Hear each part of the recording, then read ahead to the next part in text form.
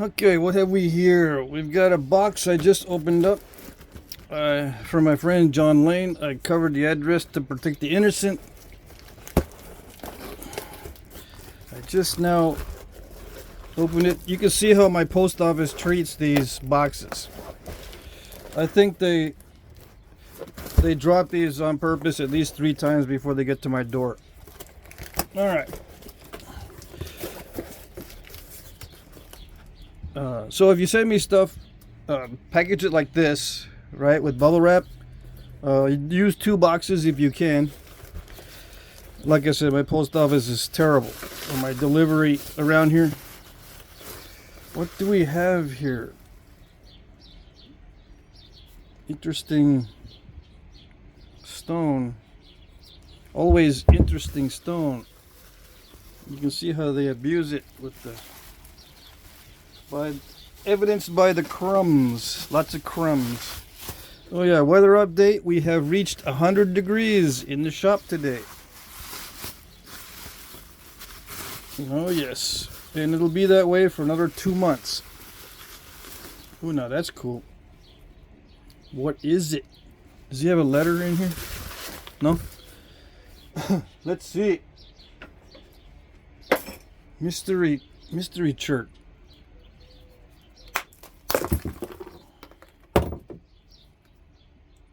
Ah, yes. Interesting mystery church. This is a good rock to point challenge. Same with this one. Rock to point challenge. Maybe heat treat it. It's got quartz like sparklies in it. Alright. I'm going to save the bubbles.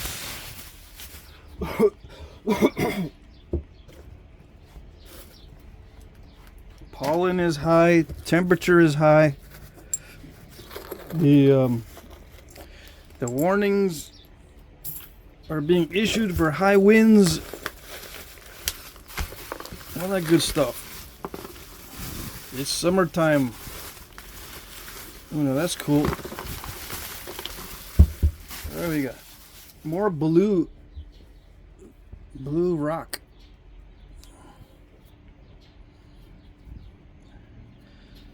Let me see.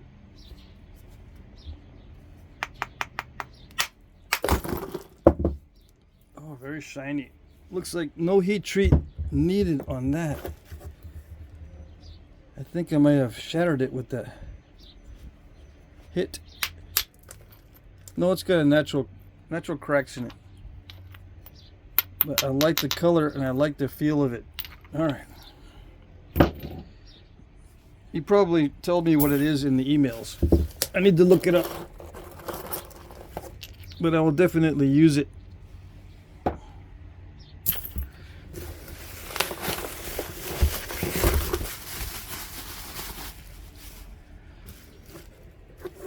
Yes. He must have a lot in his area that looks like this. This is from Georgia, right? So this is all Georgia type chert. Apparently. Yeah. Them Georgia Indians had it made. Looks like.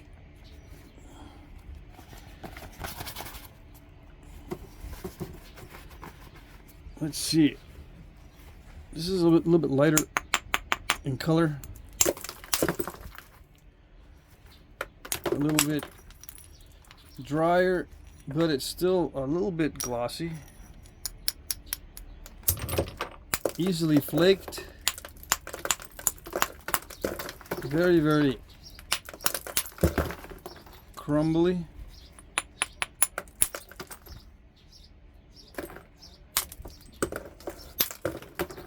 It might hold together for a point or a knife blade. When it's dicey material, you can usually make a knife blade and make it thick. Yeah. Maybe it may be too crumbly for a fancy point. But I can make knives out of the crumbly stuff.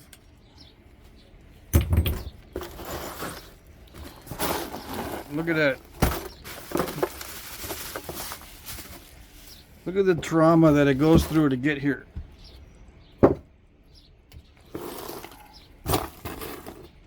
Very interesting. That goes in the debitage. In my debitage box. This is mail delivery caused debitage. Do we consider that natural damage or man-made damage? I don't know. All right.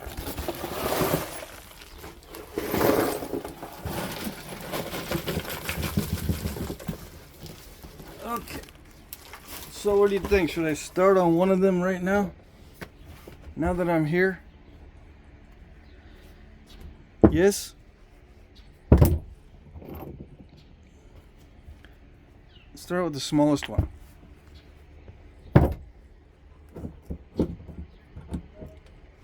This one. Okay, let's see. Georgia chert of some sort.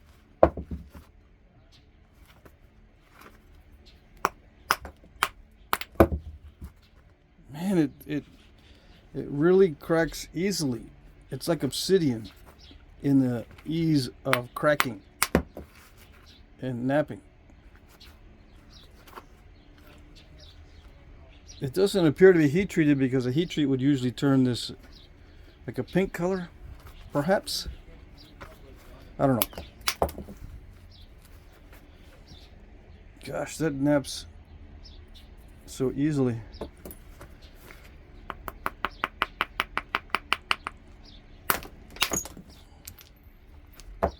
Sometimes you can kind of tell it's cracked by tapping on it. In this case, I can't tell.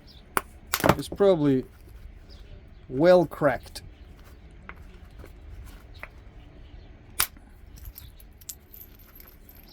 Ah, debitage flake.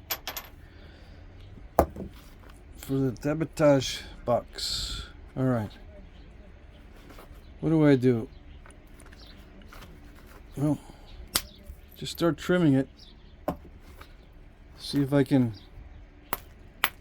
maximize it for the biface. Everybody say maximize, because you will anyway.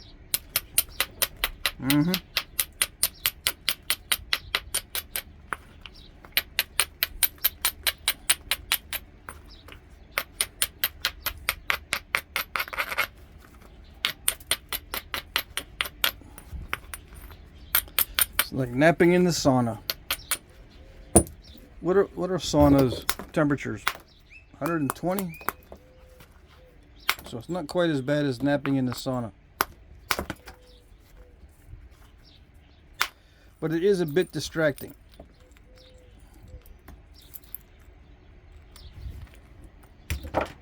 Ooh, that broke on the way over there.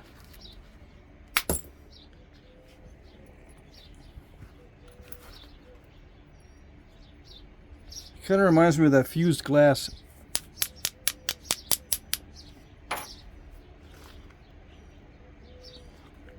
It might be nature's heat treat. Some type of nature's heat treat.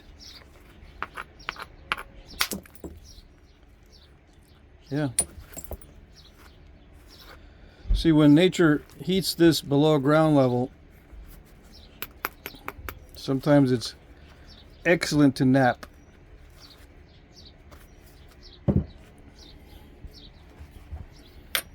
We shall see.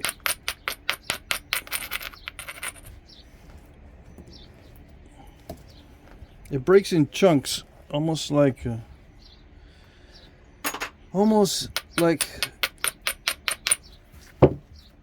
tempered glass, but it's not nearly as tough as tempered glass, obviously.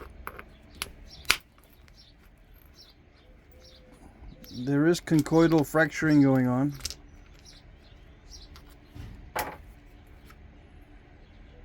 There are internal defects and different pockets of inclusions,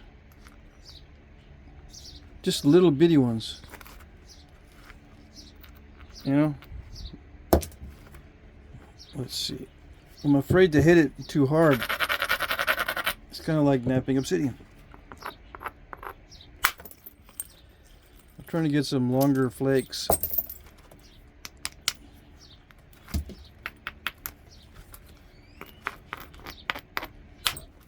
There's one. It's not too bad.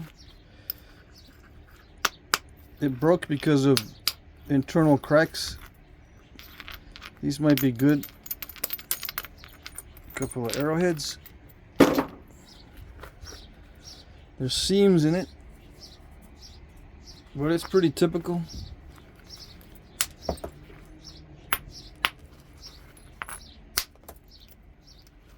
Most rock has seams in it somewhere.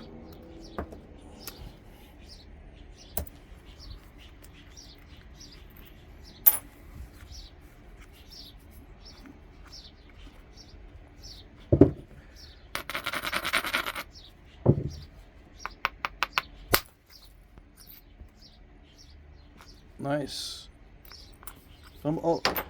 Either I'll pick a flake that comes off of this, or if I have enough left after this session to work on a biface from this, then I'll work the biface.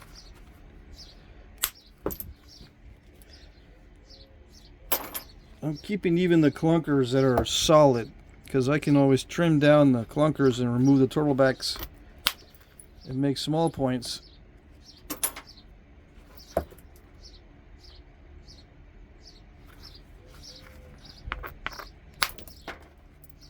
Yeah, I can work with clunkers like this as long as they have enough mass that is solid.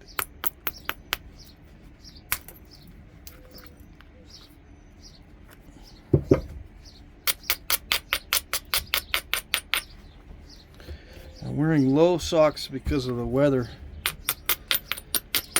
And I'm getting older, so if I wear socks that are higher, it constricts my circulation or something, and my ankles swell up. If I don't wear any socks or just low socks, my ankles don't swell up. It's one of them old fogey things that happens to you. Never had issues with my circulation before.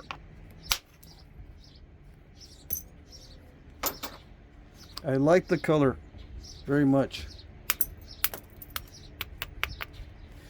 You might say, yeah, what about the stone, man? What is it? Is it good to knap? Well, we're finding out. That's what we're finding out.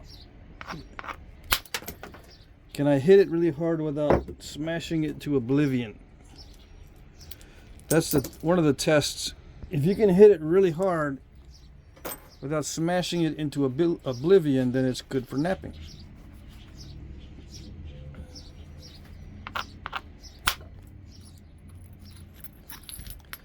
Yeah, I got some good chunks.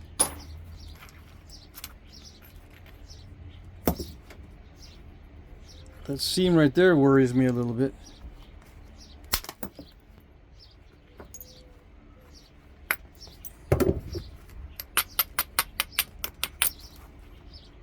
I don't know where the biface is going to be yet.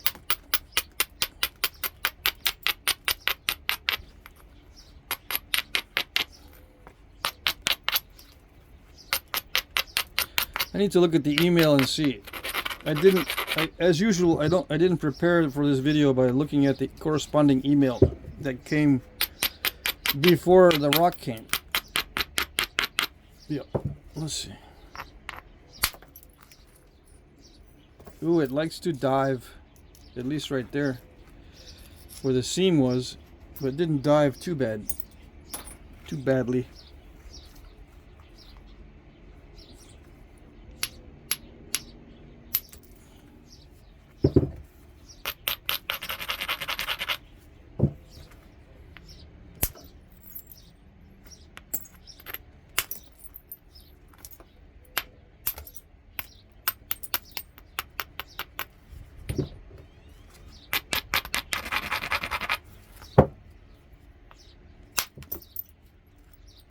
Yeah, if you got natural stone like this, there's no need to heat treat it. Save yourself some money. heat treating can get expensive on electric bill. Now, if you have a way to heat treat it with firewood, and you can get free firewood, then it's not too bad. I can get free firewood even here out in the desert, because we have a place where everyone dumps their lawn trash, and I can go in there and say, I'm going to get some firewood, and they go, please do. Please go in there and take it, so we don't have to mulch it. That's what they tell me. Please take it.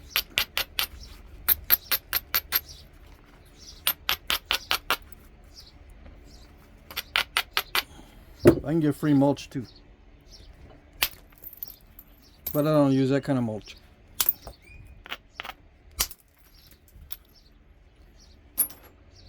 Why don't I use that kind of mulch? Because it contains metal like nails and stuff. That's the only bad part. Every time I go pick up trash wood from the lawn collection, the lawn trash collection center, I gotta watch out for flat tire hazard. All these nails in there. Staples, nails, screws, bolts. Random pieces of metal.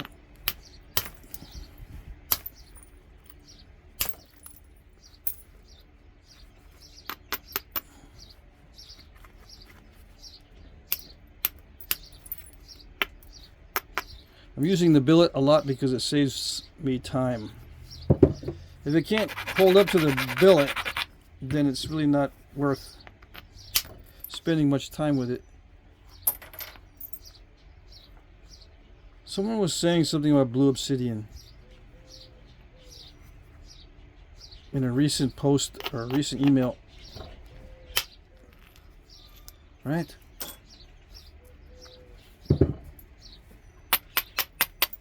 Is this what they're talking about?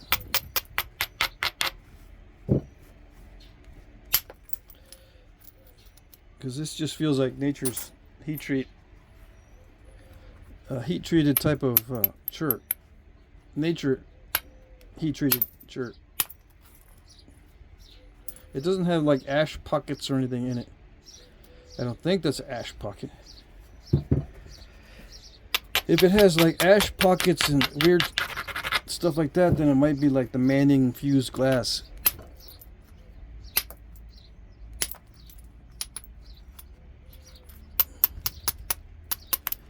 Yeah, reaching the end of my skill with the billet, so let's do the percussion flaker. Alright. And then we'll use a smaller diameter aluminum. This is a 3/8. The other one was 1/2 inch. So those are the two predominant sizes I use for this stuff when I use aluminum.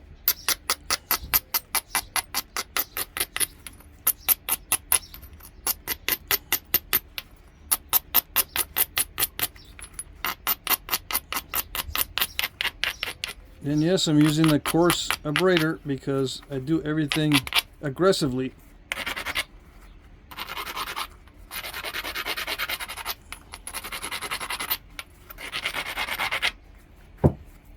If it doesn't stand up to aggressiveness, I'm not that interested in napping it. Nope. Alright.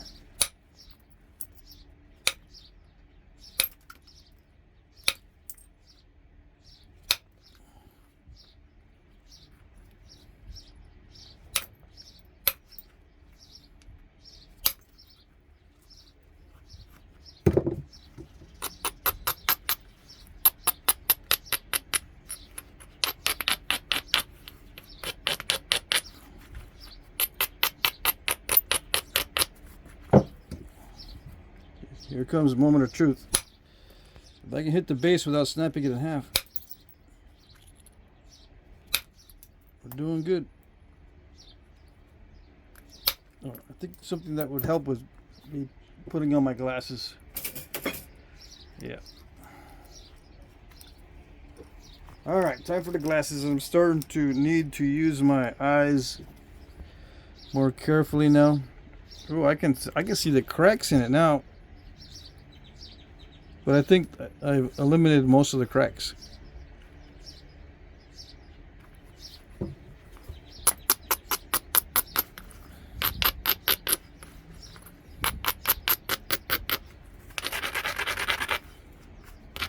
So yeah, it's very similar to knapping obsidian,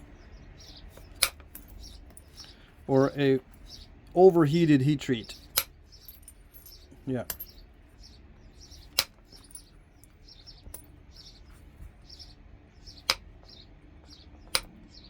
Which means I should not try for something really, really thin.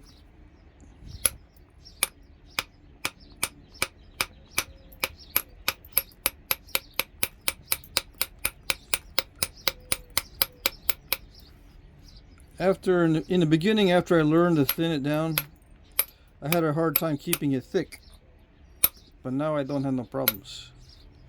It takes a while to be able to adjust to both types, thick and thin finished points. Some guys say, well, I should have no problem at all because all my points are thick. Yeah, it's not what I'm talking about. Once you learn to thin them down, just watch. It'll be hard to keep them thick because your muscle memory is going for thinning. Extreme thinning.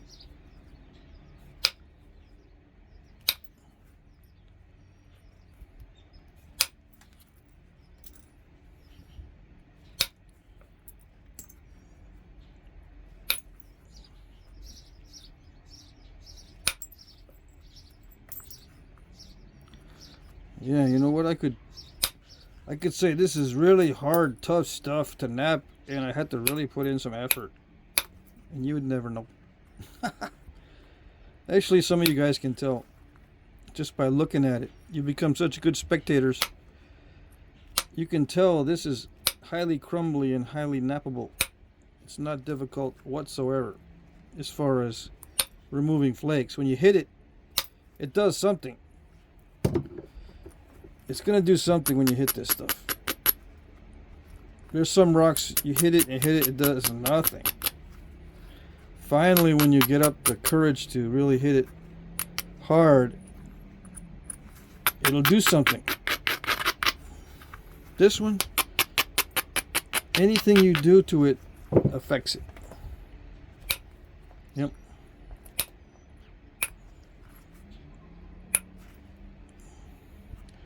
It's curved slightly.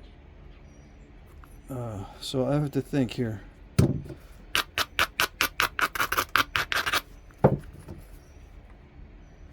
It's the best way to get rid of that curve.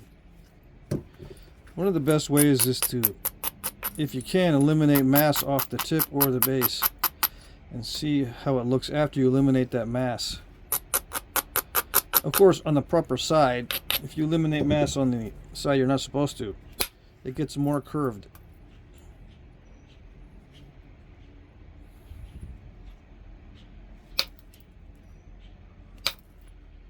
I always default to trying to keep it as wide as possible. And if it doesn't work out, then I go narrow. Obviously. But you can have the opposite tactic if you want. You can just go straight for the narrow. And then if it works, then you'll slowly work on trying to make wider and wider points.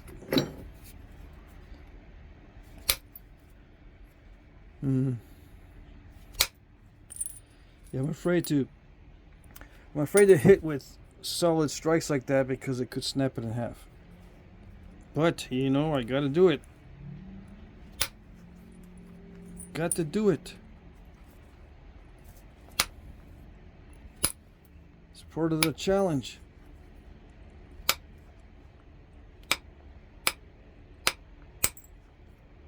Yikes. I'm gonna have to do some of this with pressure just to be on the safe side.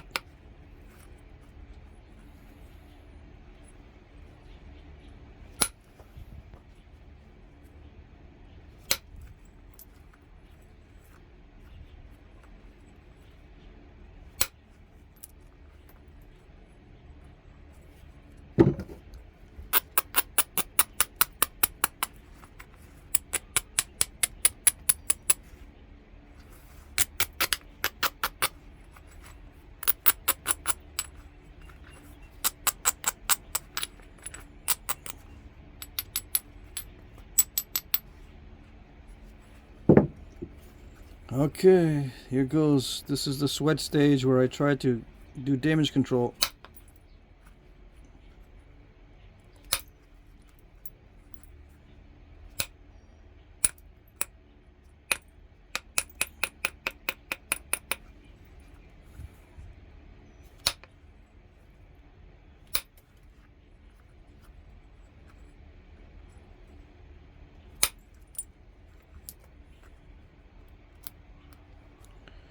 Damage control sometimes requires a large amount of risk.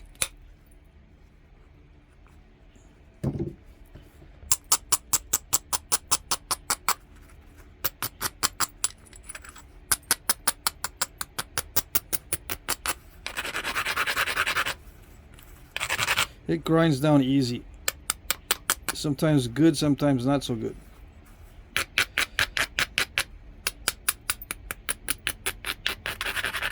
That characteristic sometimes can be helpful and sometimes not.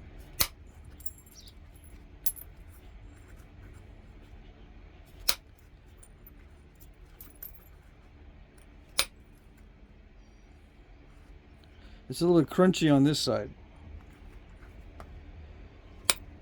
And not only because I'm crunching it, it's because of the material. Sometimes it can be good material and I'll still crunch it, but this particular piece has a crunchy side.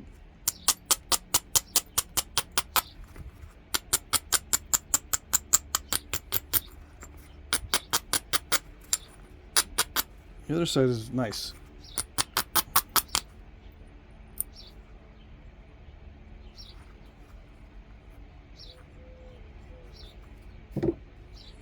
All right, it's getting dicey. I gotta make sure I'm feeling everything the stone is doing.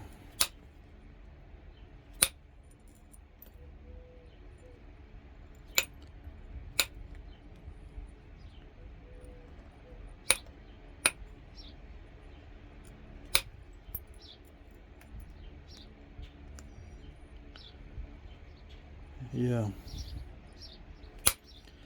It's just as delicate as obsidian. If you've ever napped silver sheen or some of the lower quality obsidians that have crusty areas and crackly and crunchy areas, that's what this is like.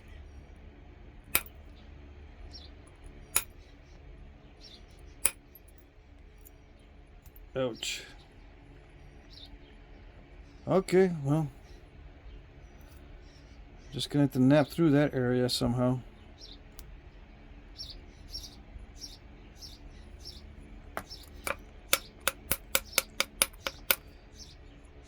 Yeah, that's opposite. This is the crunchy side, and I got something on that side. Yeah. Are we gonna go to Narrowsville? Maybe.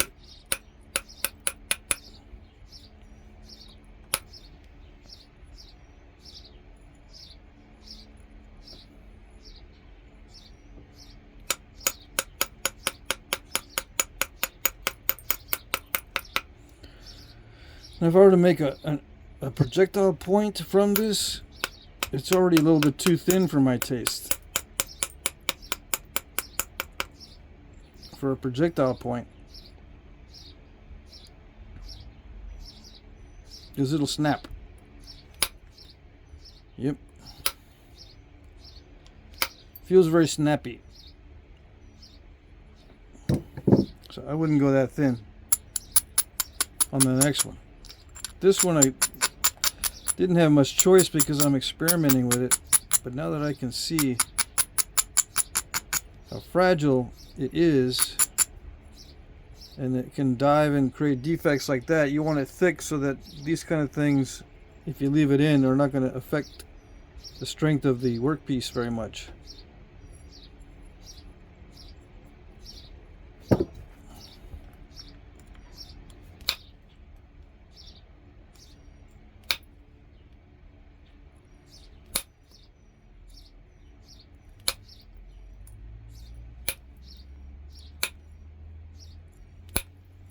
Feels like it could crack at any moment.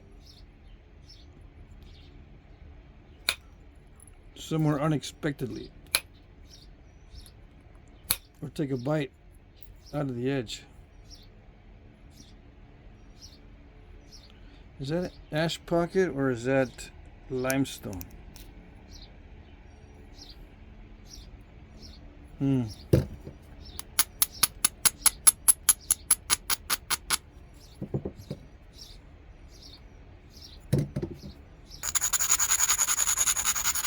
Still doing damage control. Still the sweat stage.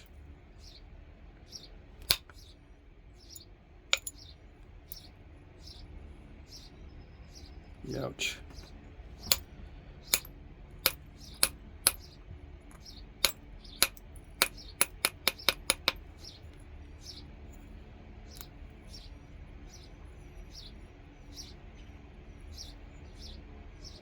All right.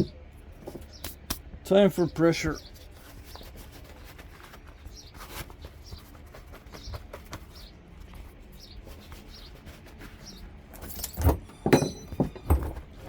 The shards are not flying like Obsidian, so that's a good thing.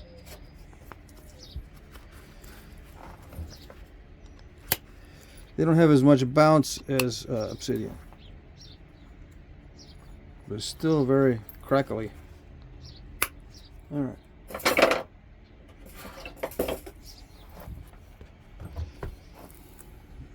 Change of technique. Oh my goodness, this pressure flakes extremely well.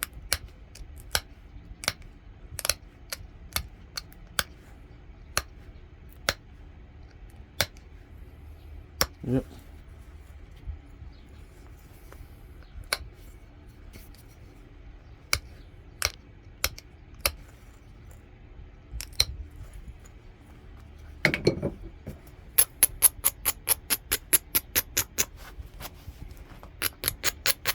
I default to the teardrop shape because you can basically create almost any point style from this basic preform, the teardrop.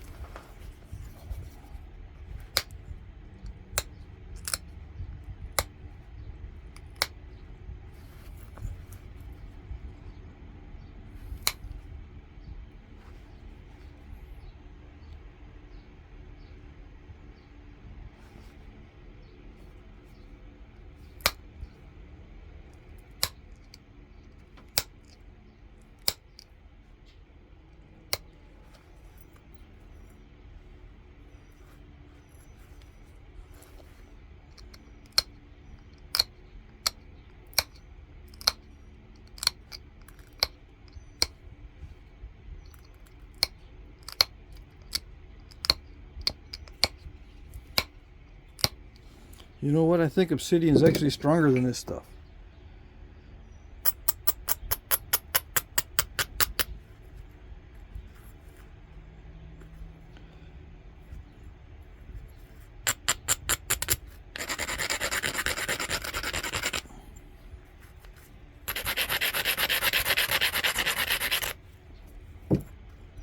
Yeah, I think this is actually weaker than Obsidian.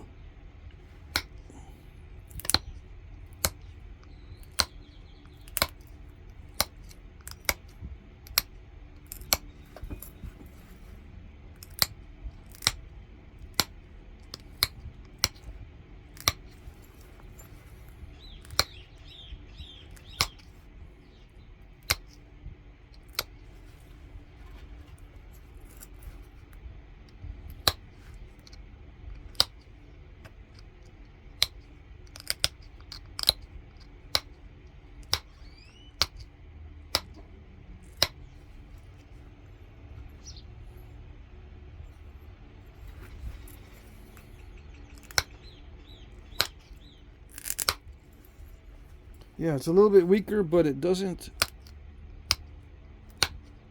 I'm not taking out bites from the edge, so it's strong enough to withstand the pressure from a pressure flaker.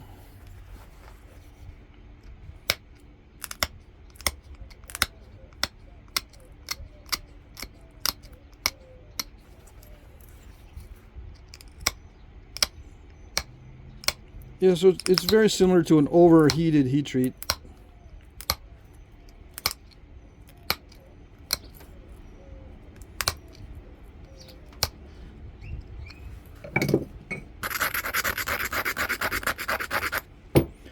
reminds me, I need to start my at least one heat treat for this week.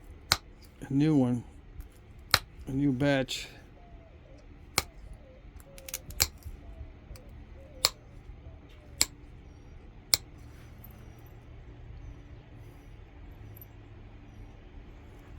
Very crunchy.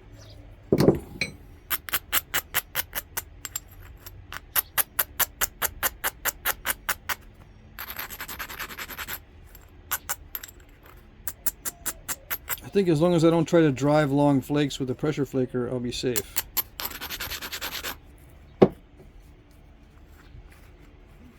Yeah, I need to keep some thickness in it, because if I don't, it's so delicate it'll snap.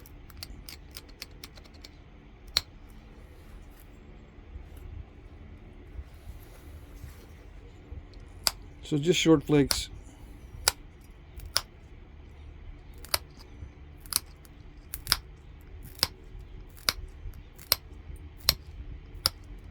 Mainly downward force.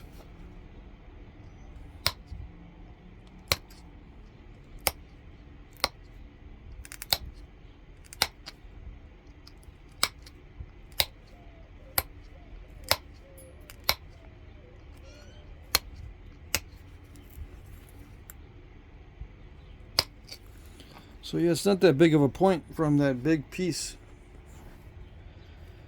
right?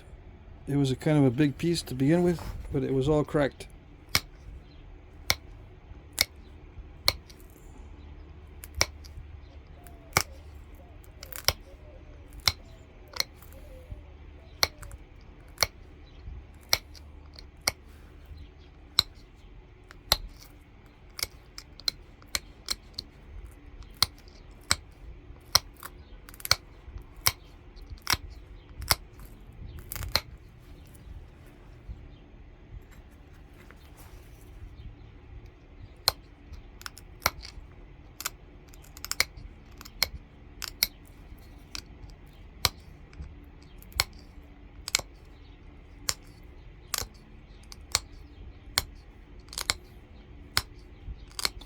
Yeah, barely any effort is required to pressure flake it.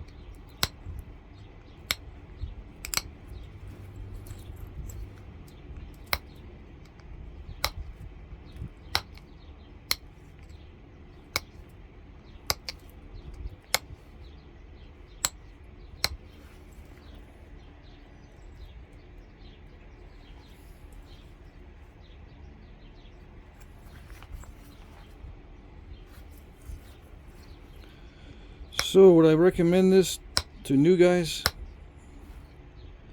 Yeah, if you get a light touch, but otherwise no. If you're used to, or if you want stone that you need to hit hard, this is not it.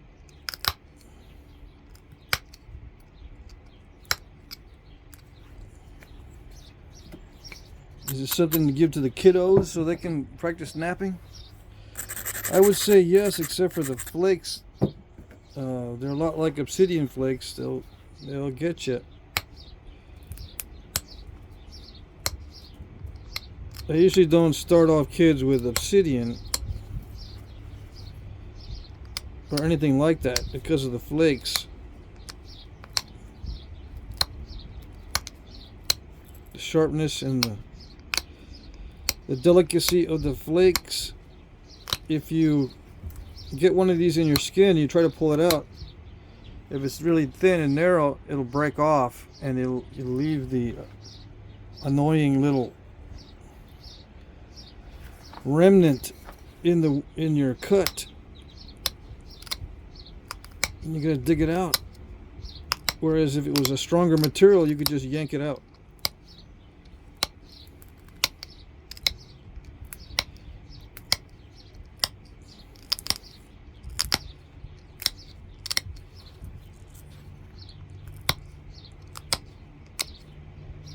You know what I mean?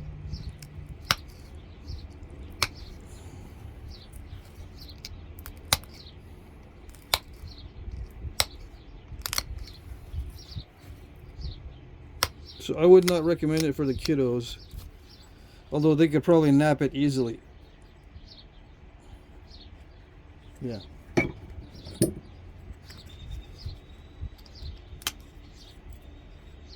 They just got to be experienced with something like glass already. Taking all the precautions already. And know how to deal with it.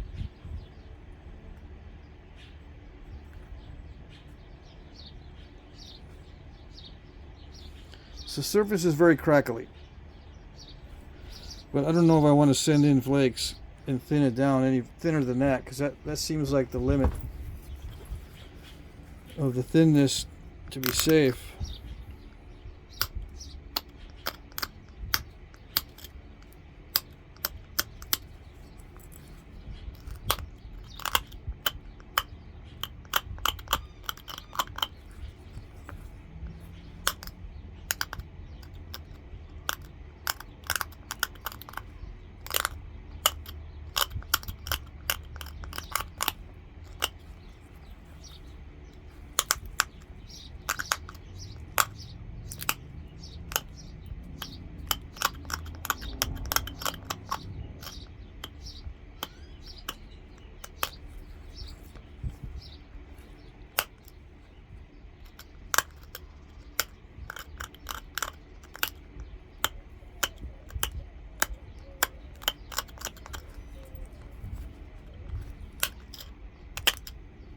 It feels like I could just crunch this all the way without having to do any pop outs.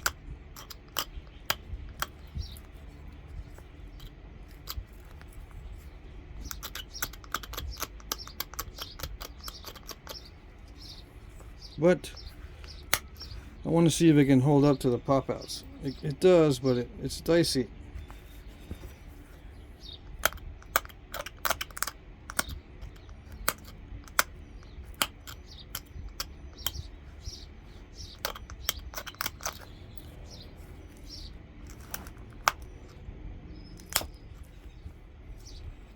Yeah, you can pop out some good ones. All right.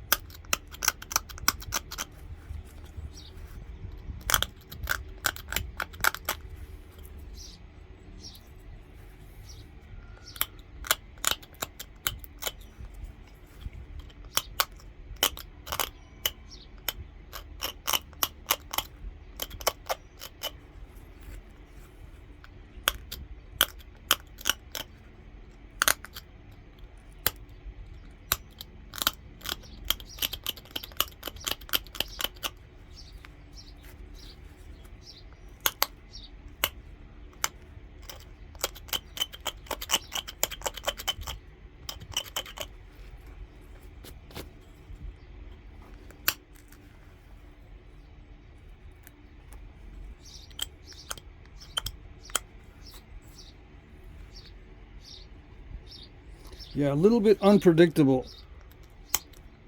Just a little bit.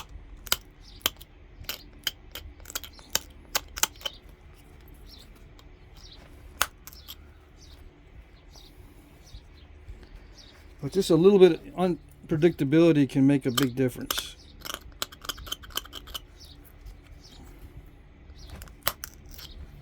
It might surprise you with a flake that goes in a weird area.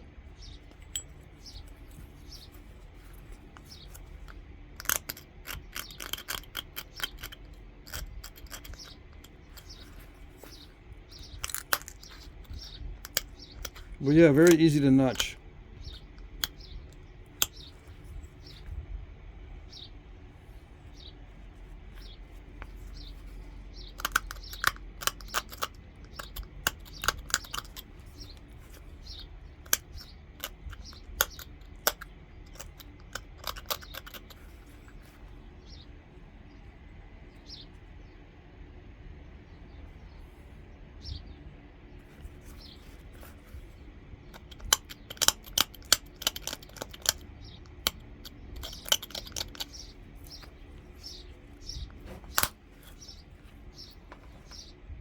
Ooh, that was a big old pop out.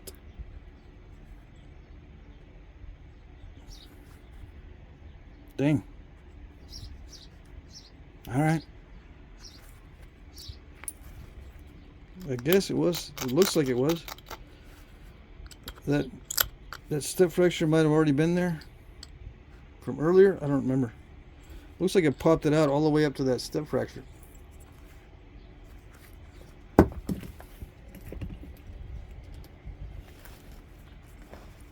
Should I flatten the stem or flatten the base?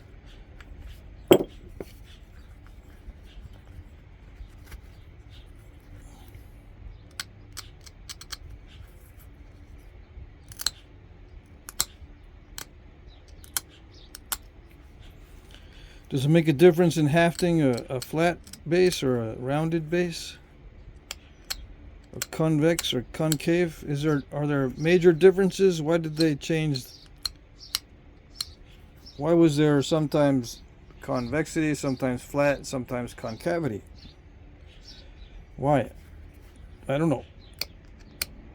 It doesn't seem to make much difference in hafting, but the flat seems to, if I was going to choose one that would be the easiest to haft, it's the flat one. But they're all relatively similar in ease of hafting. Now strength, obviously the convex is stronger because there's more material.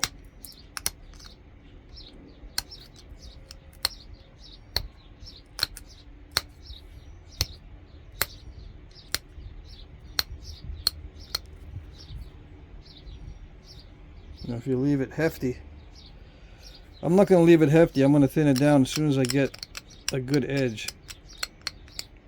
I'm going to pop off some thinning flakes, see if I can get it to thin down a bit with pressure.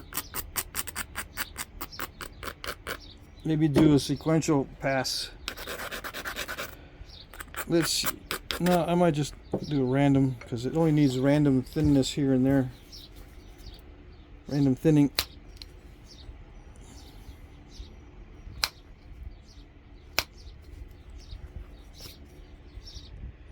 Yeah, it flakes nicely with a follow through. Yeah, you follow through on the push and it'll flake very nicely. Not like that. Need some edge on it. Yeah, like that. See that? That just popped out of there with a pressure flake. Very nice. It's getting thinner.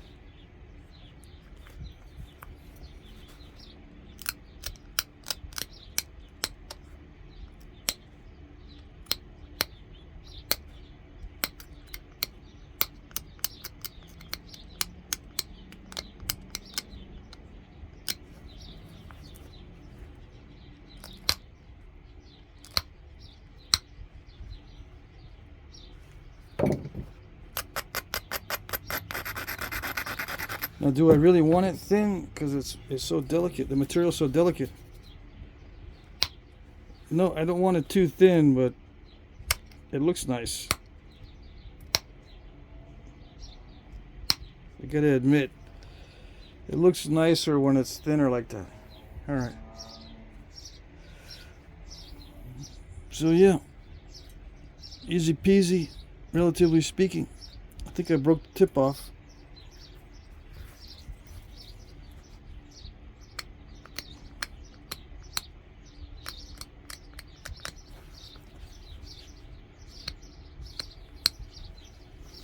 Very tippity tip. Let's see, usually when I work on delicate points, I use a spatula tool on delicate tips. Yeah.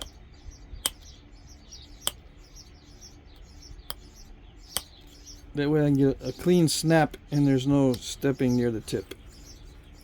And it doesn't stress the piece very much.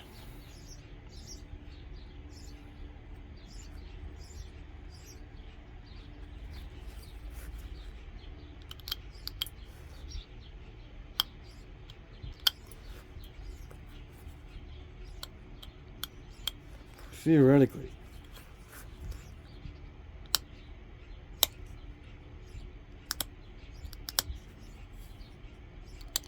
It's just a theory until you see the results, and then after you see the results, then you know. Yeah, that tip breaks off really, really easy.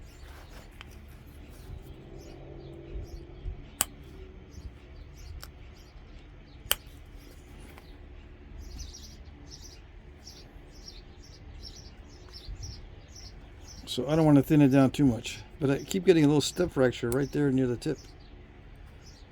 Even with the spatula tool, I still get the step fracture.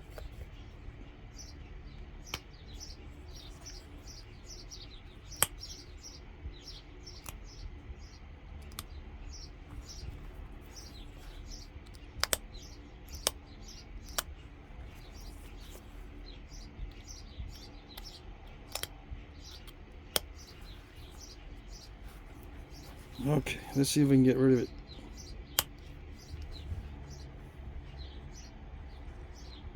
Yeah, I got rid of it, but I took a chunk out. It's alright.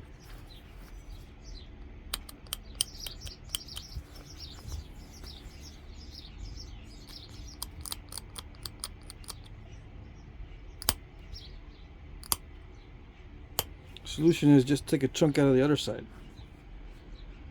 Right? Or no? Still looks weird.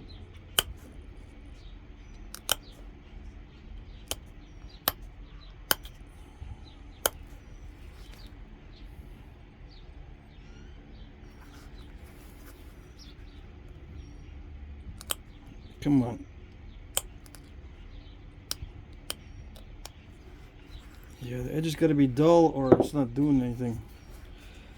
It's just crushing. Let's see. A few more pressure flakes and that's it.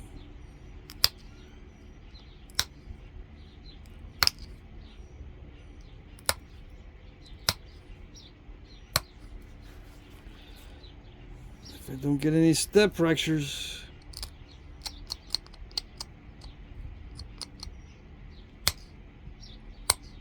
Oh, come on. It's gonna do it. It's gonna leave me with little step fractures in it.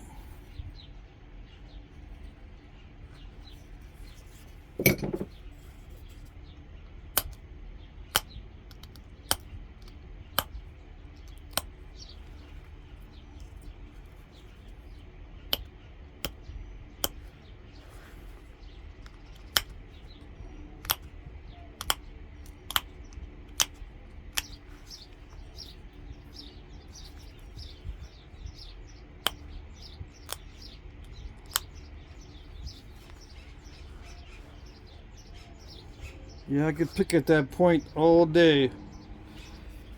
You gotta know when to quit. I gotta know when to quit.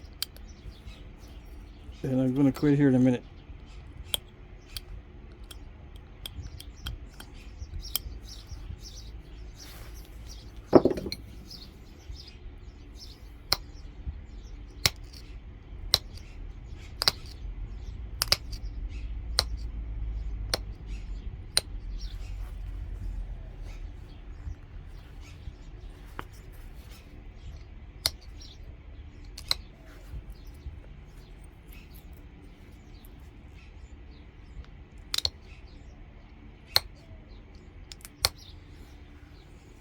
Camera angle is off. I gotta switch. Gotta change around how I do that. How I film it when I'm pressure flaking.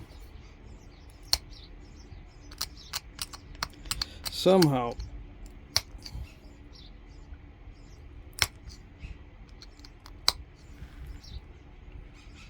But you're seeing what I'm seeing. I don't see very much of that side. I'm looking at this side here underneath more than I'm looking at top side. Alright, that's good enough. Let's see. Yeah, I'm afraid to drop it. If I drop it, it'll break off the barbs or the ears of the tip easily. It's 2.5 or almost 2.5. Almost 1.5. Yeah. So that's what I would do with it. Alright, a little dart point. Yeah.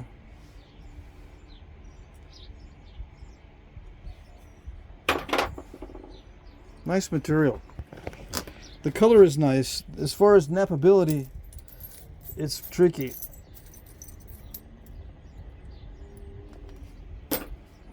Yeah, but as long as you don't get a lot of diving flakes or step fractures, I would say it's, you know, pretty lucky to have this in your area.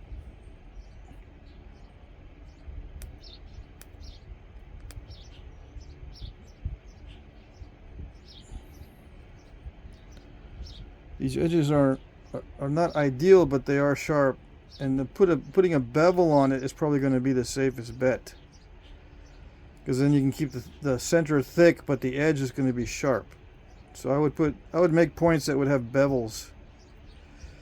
If I were to use this material, keep it thick and then bevel it. Yeah.